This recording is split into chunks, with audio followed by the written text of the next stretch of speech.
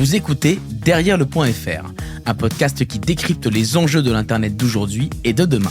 Dans cette collection, nous revenons sur la bascule de l'ensemble des services d'enregistrement et de gestion des noms de domaine en .fr et ultramarins en octobre 2022. Dans le premier épisode, nous échangions avec Régis Massé, DSI de l'AFNIC, qui a piloté le projet de la bascule. Parmi les autres acteurs clés de cette opération, deux AFNIciens. Mélisa Martin, responsable assurance et qualité, et Richard Coffre, chef de projet. Ils participent tous les deux à la supervision des étapes de planification, de programmation et de gestion des versions de logiciels, du développement au déploiement en passant par la phase de test. Mélisa apporte une vue d'ensemble industriel et Richard insuffle la méthodologie du projet, la méthode agile, faisant ainsi évoluer la manière de travailler à l'AFNIC. Avant de les retrouver tous les deux, plantons le décor. Épisode 2, minuit, le go. Ce 1er octobre 2022, à 23h, plusieurs AFNIciens sont présents dans les bureaux de l'AFNIC. Régis Massé, Mélisa et les DevOps. Ce sont eux qui ont géré toute la phase technique des derniers tests. Depuis 2 semaines, les nuits sont courtes. Un seul objectif en tête, réussir la migration. L'horloge tourne, bientôt l'heure de couper l'ancien système pour passer à l'extraction des anciennes données et les incorporer sur la nouvelle plateforme. À minuit, ce sera le go. Bonjour Mélisa. Bonjour. Merci d'être avec nous. Vous avez géré l'équipe opérationnelle de nuit avec Régis Massé. Dès 23h, l'équipe est dans les starting blocks. Est-ce que vous pourriez nous raconter comment tout a commencé ? Quelles étaient les premières étapes, Mélisa ? Tout d'abord, il fallait déjà exporter les données de l'ancien système. Ouais. Et pour ça, il fallait qu'on coupe avant minuit l'ancien système. Il faut couper et ensuite on exporte, c'est ça ? C'est ça, tout à fait. Et après, une fois que les services sont coupés, on commence à lancer l'export des données pour pouvoir les importer dans le nouveau système. Ça a duré combien de temps, cette étape-là ? Alors, cette étape, ça a duré 1h30, en sachant que derrière, on allait créer des fichiers et qu'il fallait qu'on vérifie la cohérence des données avant de faire l'import. Bien sûr. Et donc, du coup, une fois que cette extraction est réalisée, vient, j'imagine, la phase d'import des données ? C'est ça. Tout en suivant une feuille de route bien définie, qui était chronométrée et qui a inclué 32 étapes clés. On a lancé l'import. Ça prend un peu plus de temps, ça quand même. Plusieurs heures. Ça peut monter jusqu'à plus de 4 heures. En suivant la feuille de route, ça nous a permis de voir qu'on suivait bien la bascule et d'anticiper les étapes suivantes. Ouais, il faut s'imaginer qu'il y a 32 étapes de contrôle sur ces fichiers. Donc, il faut les faire les unes après les autres. Avec des étapes de go, no go pour vérifier que tout allait bien. Est-ce que vous pourriez nous en dire un petit peu plus sur votre équipe et la spécificité des DevOps ? Un ingénieur DevOps, c'est un ingénieur qui se trouve à la frontière entre les développements et la partie exploitation, donc l'opérationnel. D'accord. L'approche DevOps permet d'apporter des processus et des outils pour faciliter la partie déploiement des applicatifs. Donc, ils viennent avec un certain nombre de procédures, d'outils qui vont accompagner les différentes étapes de migration, enfin d'un projet en général, c'est ça ? C'est ça, tout à fait. Okay. Jusqu'à leur maintenance et leur mise à jour. Très bien. C'est la garantie qu'une méthodologie est employée pas à pas et qu'on suit une feuille de route quelque part. C'est ça, tout à fait. Ok. Et donc, c'est pas les mêmes compétences entre ces équipes de développement et ces équipes d'exploitation. Est-ce que je me trompe si on dit qu'elles poursuivent pas forcément les mêmes objectifs ? Non, pas du tout. Les développeurs sont plus axés sur ajouter des nouvelles fonctionnalités à des applications, alors que les équipes d'exploitation permettent la garantie de la stabilité de ces applications. D'où l'intérêt d'avoir ces DevOps qui vont quelque part unifier, automatiser les processus pour coordonner tout ça. Tout à fait. D'accord. Et ça, c'est votre travail avec l'équipe que vous... C'est le travail de l'équipe DevOps. Très bien. Cette phase d'import, elle n'a pas été sans rebondissement. C'est à ce moment-là, d'ailleurs, que vous avez rencontré un problème, je crois. Vous allez nous raconter et comment vous avez réagi. C'était la panique à bord ? Un peu la panique, oui. En fait, le jour J, on a eu une donnée qui a fait planter l'import au bout de 3 heures.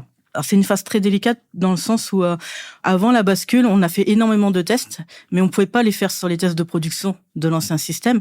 Il a fallu le faire sur une copie de la base, donc avec des données figées. D'accord. Donc, c'est-à-dire que les vraies données qui sont dans vos bases de données à l'AFNIC, elles évoluent tous les jours. C'est ça. Et vous avez fait des tests sur la base d'une photographie de ces données à un instant T, sur lesquelles vous avez fait des tests qui étaient concluants, mais entre-temps, la base évolue et il y a des nouvelles choses qui arrivent dans la base de données. Mais c'est bien sur cette base-là qu'il va falloir faire l'import et l'export, c'est ça? C'est ça, tout à fait. On a essayé de faire le maximum de tests en incluant tous les tests possibles, mais malheureusement, on est tombé sur un cas. Et qu'est-ce qui s'est passé dans ce cas-là, alors? On a eu de la chance parce que il y a eu la relève des développeurs qui sont arrivés à ce moment-là. Ouais. Et en moins d'une heure, ils ont pu corriger le problème et relancer l'import. Et quoi, c'est un caractère? C'est quelque chose comme ça qui casse tout? C'est juste une opération, en fait, qui a cassé l'import et une petite donnée qui était pas au bon endroit. Et donc, grâce aux développeurs, on a pu relancer l'import. Donc, on a perdu un peu de temps, mais voilà, on s'est fait une belle frayeur, mais tout s'est bien passé. Tout s'est bien passé. Voilà.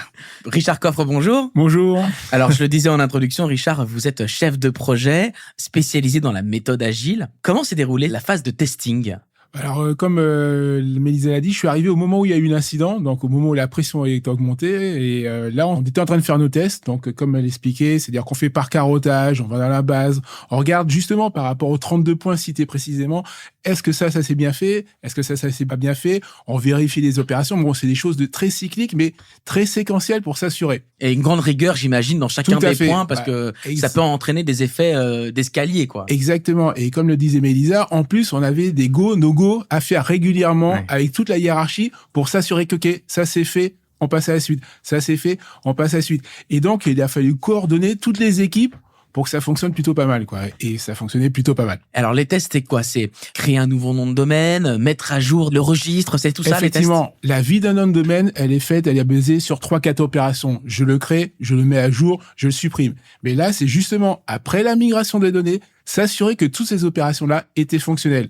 Donc, il y en avait, je dirais, qui avaient été faites tout de suite. Et après, une partie de l'équipe de Mélisa, les testeurs, ont balancé toutes les opérations comme ça assez massivement, dans plusieurs conditions, pour qu'on s'assure que tout fonctionnait.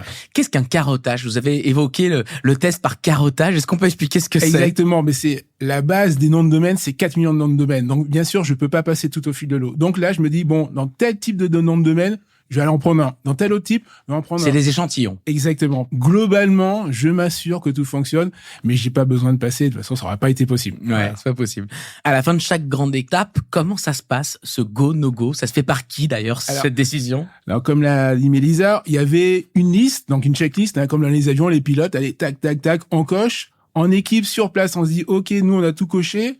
Et là, c'est Mélisa qui discute après avec Régis et on fait remonter ça à Pierre qui tranche, à Pierre Bonis, le DG de la FNIC, qui tranche pour dire OK, c'est bon, et on continue et on passe à la suite. Ce qui fait qu'il a été au courant tout au long de l'opération de tout ce qui se passait. Richard, j'aimerais qu'on revienne un peu sur la manière dont les équipes se sont coordonnées pour réaliser cette bascule.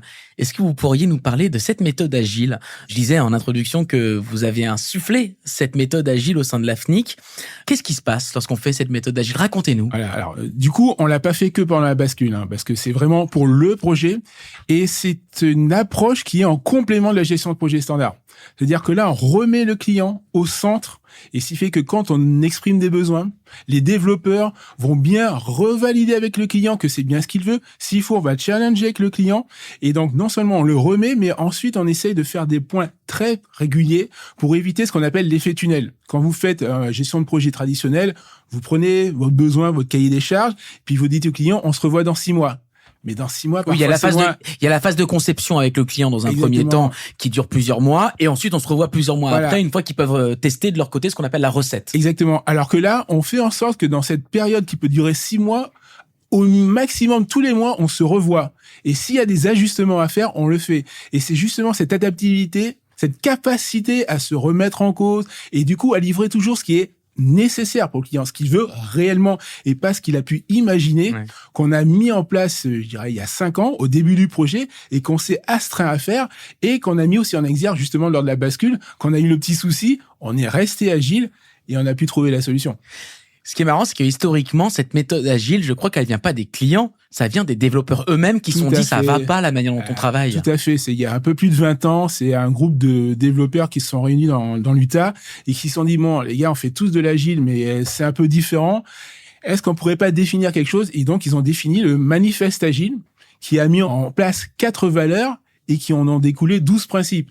Et depuis, on décline ça. Et alors, il y a, je dirais, la méthode agile, la philosophie, et qui est déclinée en plusieurs méthodes, dont le Scrum. Et nous, c'est plutôt cette méthode-là qu'on s'est inspiré. Il y a des variantes, quoi. Exactement. Le Scrum avec quelques rôles spécifiques comme les Scrum Masters, les Product Owners, tous ces postes-là qu'on a mis en place au sein de la FNIC. Donc des variantes, mais une composante globale qui est de réaliser des sprints, donc des petites sessions de développement à la fin de laquelle le client est tenu au courant, peut tester, peut challenger, peut proposer des évolutions, des correctifs. Tout à fait. Plutôt que d'attendre des mois et des mois que une somme de travail soit faite pour dire ah non ça va pas dès le début. Voilà. Et comme je rebondis, c'est ah non ça va pas, justement, ce qui nous permet à petite étape de faire ah ouais ça va, c'est super.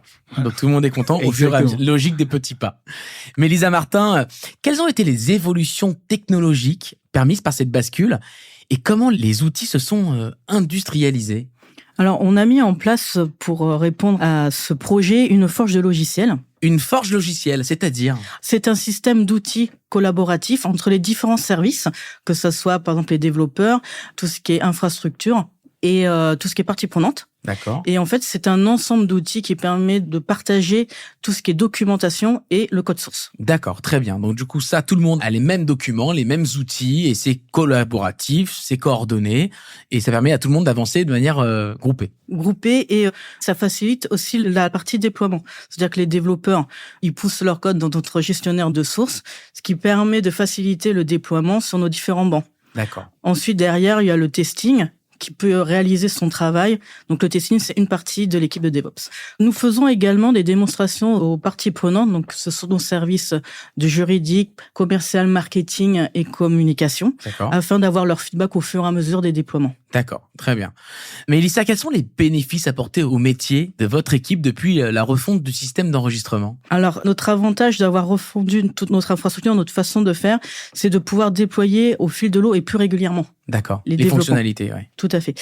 Notre ancien système était plutôt un système monolithique qui, quand on avait besoin de faire une mise à jour, demandait des coupures assez importantes des services.